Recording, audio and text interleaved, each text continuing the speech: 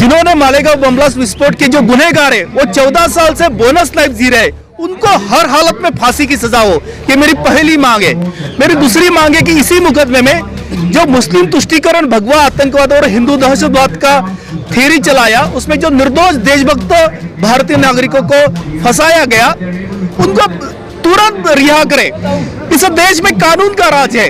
अगर supreme court का order, Bombay high court का ऑर्डर, अगर इस देश में उसके ऊपर अगर नहीं सुनवाई होगी, उनके आदेश का पालन नहीं होगा, तो किस देश में होगा?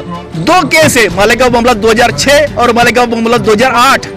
इन दोनों केसेस को पेंडिंग रखने का क्या इरादा है गवर्नमेंट का? हाँ, गुजरात से तड़ीपार उनको किया गया था और मुंबई सेशन कोर्ट में हमारी बिल्डिंग में उनका मुकदमा था, तो उस मुकदमे में वो विदाउट ट्रायल बाइज्जत उनको बरी किया न्यायालय ने। उसके बाद में वो सांसद बने। मेरा तो ये कहना है कि सुप्रीम कोर्ट का ऑर्डर का पालन होना चाहिए, बॉम्बे हाई कोर्ट का ऑर्डर का पालन होना चाहिए। स्पेशल एनआई एक्ट के अंदर टेक टू टेक मुकदमा चलाने का प्रोविजन है, क्योंकि ये बहुत संगीन गुनाह होते हैं। इनका गुनहगार एक पल भी जिंदा नहीं रहना चाहिए इस भारत के अंदर, ऐसा मेरा कहना है। तो इन गुनहगारों को सजा होना चाहिए।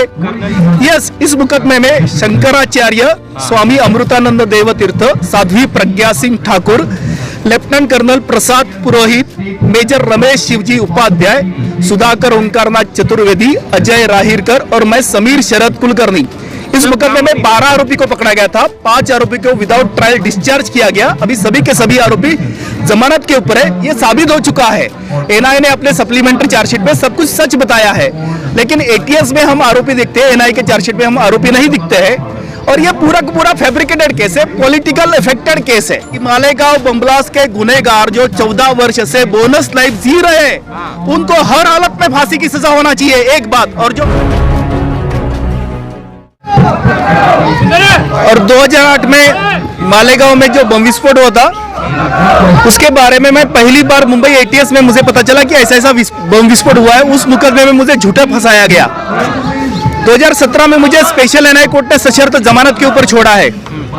इसी मुकदमे में सुप्रीम कोर्ट ने 2015 में एक ऑर्डर पास किया था कि यह मुकदमा जल्द से जल्द समाप्त करो करके, लेकिन सुप्रीम कोर्ट का ऑर्डर होने के बाद, बॉम्बे हाई कोर्ट के भी ऑर्डर होने के बाद, स्पेशल एनआई कोर्ट मुंबई में हर दिन मुकदमे की सुनवाई होती है, लेकिन मुकदमा समाप्त नहीं होता है। तो 14 वर्षों से हम निर्दोष भारतीय नागरिक बेगुनाह होते हुए भी न्यायालय के चक्कर काट रहे। इस मुकदमे से जिनको राजनीतिक रोटियां सेक नहीं है, तो वो कभी नहीं चाहेंगे कि यह मुकदमा समाप्त हो करके। हमारे बाद में 26/11 मुंबई हमले का मुकदमा समाप्त हुआ, कसब को फांसी के ऊपर लटका दिया।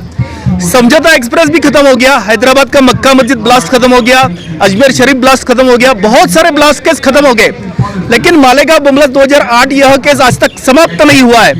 मेरी पहली मांग यह है कि 2008 में जिन्होंने मालेगांव बम ब्लास्ट विस्फोट के जो गुनहगार है, वो 14 साल से बोनस लाइफ जी रहे, उनको हर हालत में फांसी की सजा हो, ये मेरी पहली मांग है। मेरी दूसरी मांग है कि इसी मुकदमे में जो मुस्लिम तुष्टीकरण, भगवा आतंकवाद और हिंदू दहशतवाद का थ्योरी चलाया, उसमें जो निर्दोष देशभक्त भारतीय नागरिकों को फंसाया गया, उनको तुरंत रिहा करे। और जो गुनहगार है इन निर्दोष भारतीयों को फंसाने के लिए, हमारे परम पवित्र भगवा ध्वज और सनातन हिंदू धर्म को बदनाम करने के लिए जो दोषी है, उनको भी सजा मिले। इस देश में कानून का राज है। अगर सुप्रीम कोर्ट का ऑर्डर, बॉम्बे हाई कोर्ट का ऑर्डर, अगर इस देश में उसके ऊपर अगर नहीं सुनवाई होगी, उनके आदेश का पालन नहीं होगा, तो किस देश में होगा? मैं भारतीय नागरिक होने के नाते मेरा मूलभूत संवैधानिक अधिकार है निष्पक्ष न्याय, लेकिन उसकी अनदेखी 14 साल से हो रही है। हम भारतीयों का मूलभूत अधिकारों की रक्षा अगर भारत में नहीं होगी, तो किस देश में होगी? लेकिन कुलकर्णी जी, आपका नाम कैसे है मालेगांव ब्लास्ट? केवल और केवल हम कांग्रेस के यूपीए गवर्नमेंट के विरोध करने वाले लोग थे। मैं कभी जिंदगी में मालेगांव में नहीं गया, और मैं तो एक सिविलियन हूँ, ऑन ड्यूटी कर्नल, जो रिटायर मेजर है, जो शंकराचार्य जी थे, जो पुलिस प्रोटेक्शन में घूमते थे, उनको भी इन मुकदमे में लटकाया गया। यह सही है कि इस एफआईआर में मेरा नाम नहीं था, लेकिन मुझे आरोपी बनाया गया। अगर मेरे खिलाफ अगर कोई सबूत था, तो 14 साल क्यों लगाया? इन गुनहगारों को फांसी की सजा देना चाहिए, लेकिन केवल राजनीतिक रोटियां सेकनी है। गुनहगार कौन है? एक गुनहगार तो आज के प्राप्त परिस्थिति में मेरा ऐसा मानना है कि भारत की सभी फोर्सेस सक्षम और समर्थ है। हमारी देश की टॉप 1 एजेंसी है एनआईए। 100% कन्विक्शन का रेट है एनआईए का। 2011 में यह केस चिदंबरम ने ट्रांसफर किया। दो केस है, मालेगांव मामला 2006 और मालेगांव मामला 2008। इन दोनों केसेस को पेंडिंग रखने का क्या इरादा है गवर्नमेंट का? अगर जिसका गुनाह किया है उसको आप सजा दो, जो निर्दोष है उनको छोड़ दो। लेकिन अब तो बीजेपी की सरकार है, वो कर सकती है। नहीं, हमें नहीं पता। हमें इतना पता है कि इस देश में कानून का राज है। हमें यह पता है कि इस देश की अखंडता, संप्रभुता कायम है। आज भी भारत का संविधान के अंतर्गत हमारा जो मूलभूत अधिकार है न्याय, उसकी रक्षा करने में यह व्यवस्था सक्षम और समर्थ है। लेकिन कुछ क्षुद्र स्वार्थ के लिए यह मुकदमा पेंडिंग है 14 साल तक। और जो मालेगांव के निर्दोष, इनोसेंट, मेहनत की रोटी खाने वाले जो भारतीय नागरिक थे, उनको न्याय कौन दिलाएगा? इसी मुकदमे में जिनको निर्दोष लटकाया गया है, उनका जीवन बर्बाद हो गया, उनके परिवार का जीवन बर्बाद हो गया। तो फिर कब तक हम भुगतेंगे इस भारत में? इसलिए मेरी मांग है कि जो गुनहगार है उनको फांसी की सजा दी जाए, जो निर्दोष है उनको तुरंत छोड़ा जाए। तो आपको संविधान पर विश्वास है? हाँ, विश्वास है। इसलिए तो राष्ट्रपति भवन के बाहर आज जंतर मंतर पर मैं थोड़ा सा उनको गंभीरता है कि भैया आप अपना दायित्व का निर्वहन कीजिएगा, कानून का राज है। अच्छा, एक बात बताइए कि जो लोग इसमें संलिप्त थे वो तो सब देख रहे हैं, कोई एमपी बन गए, कोई राज्यसभा चले गए, आप वहीं के वहीं रह गए। नहीं, मुझे किसी के पर्सनल लाइफ से लेना देना कुछ है नहीं, लेकिन मेरा ऐसा मानना है कि अगर आपको सामाजिक, धार्मिक, राजकीय काम करना है तो पहले अपने माथे के ऊपर जो कलंक लगा है उसको मिटा दो, उसके बाद में आप समाज का इसका काम करो। जैसा आज जो विद्यमान केंद्रीय गृह मंत्री है, 2014 के बाद में उनका जो मुकदमा था उन्होंने निरस्त करवाया। क्या मुकदमा था उनका, आपको मालूम है? हाँ, गुजरात से तड़ीपार उनको किया गया था और मुंबई सेशन कोर्ट में हमारी बिल्डिंग में उनका मुकदमा था।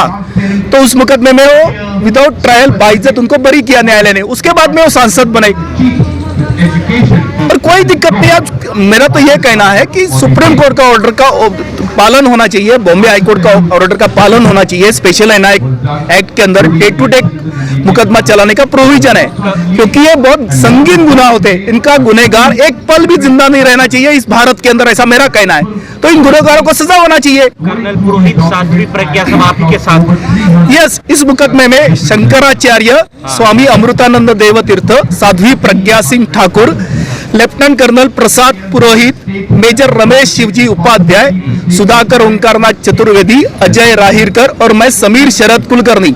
इस मुकदमे में 12 आरोपी को पकड़ा गया था। 5 आरोपी को विदाउट ट्रायल डिस्चार्ज किया गया। अभी सभी के सभी आरोपी जमानत के ऊपर है।